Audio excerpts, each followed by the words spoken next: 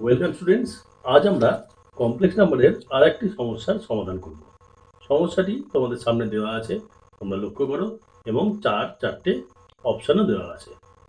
আমরা এই সমস্যার সমাধান শুরু করি।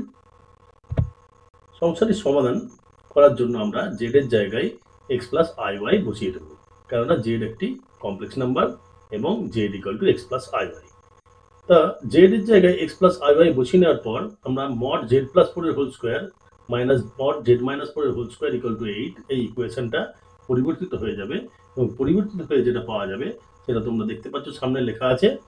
এটা এক্স প্লাস ফোর এর whole square plus Y square minus X minus four এর whole square plus Y square equals to 8।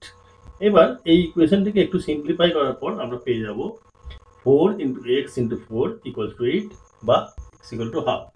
সুতরাং আর্গান ডায়াগ্রামে জেড এর লোকাস যেটা হবে বা জেড এর সঞ্চার পথ যেটা হবে সেটা হলো এক্স ইকুয়াল টু হাফ, অর্থাৎ এমন একটা স্ট্রেট লাইন যেটা ওয়াই অক্ষের প্যারালাল।